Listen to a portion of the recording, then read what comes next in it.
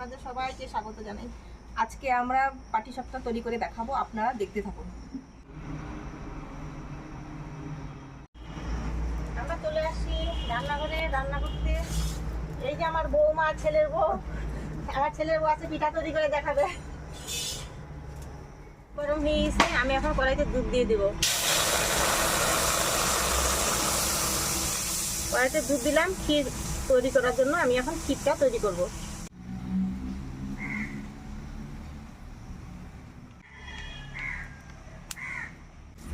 দুধ উতলে গেছে, এখন আমি চিনি দিয়ে দিব।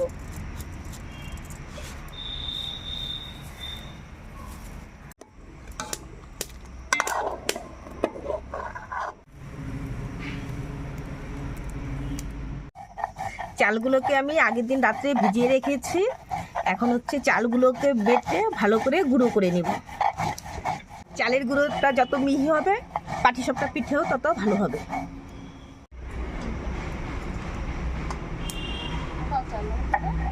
এই যে কি সুন্দর দুধ জাল হয়ে গেছে, এখন আমি এর মধ্যে অল্প চালের গুঁড়ো দিয়ে ক্ষীর তৈরি করে নেব। এগুলো হচ্ছে আমাদের জমির নুনিয়া চাল, লোকাল চাল। আর একদিন আমরা জমিতে যাব। এই দেখুন চালটা গুঁড়ো হয়ে গেছে। এখন আমি চালনি করার জন্য চালটা নিয়ে নিচ্ছি।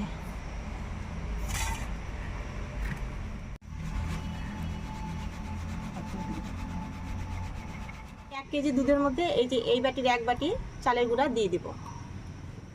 দুধটা সুন্দর, দেখুন কি সুন্দর কালার হয়ে গেছে, একদম খেজুর গুড়ের মতো। এখন আমি এর মধ্যে চালের গুঁড়ো দিয়ে দিব।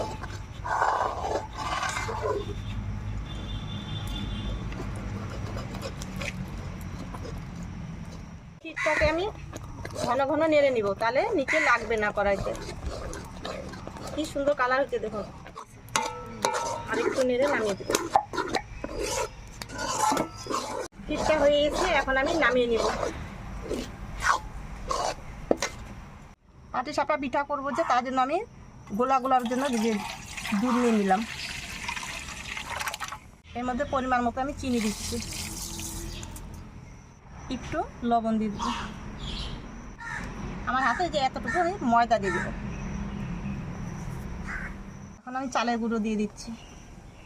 পরিমাণ মতো চালের গুঁড়ো দিয়ে আমি মাখিয়ে নিব।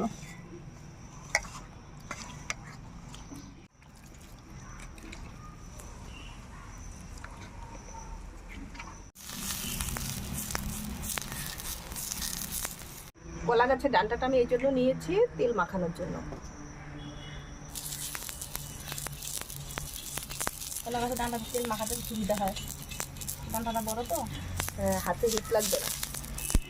আগের তাওয়াটা উঠতেছিল না, এই যে এটা এখন আমি পাল্টে নিলাম। এটা এখন আমি বানাবো।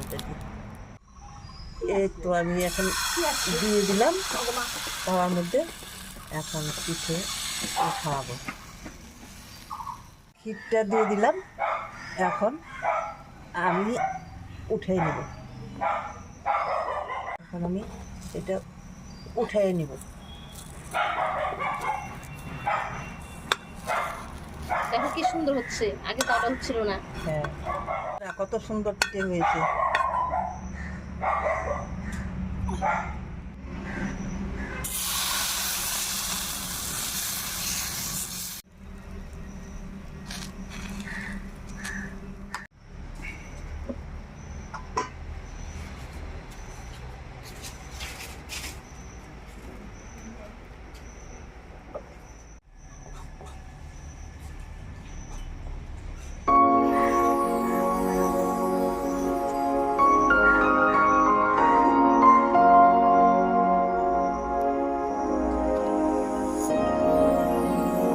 আমরা পাটিসাপটা পিঠা তৈরি করে দেখালাম। আপনারা এইভাবে তৈরি করে খেয়ে দেখবেন, ভালো লাগবে। ভালো থাকবেন, সুস্থ থাকবেন।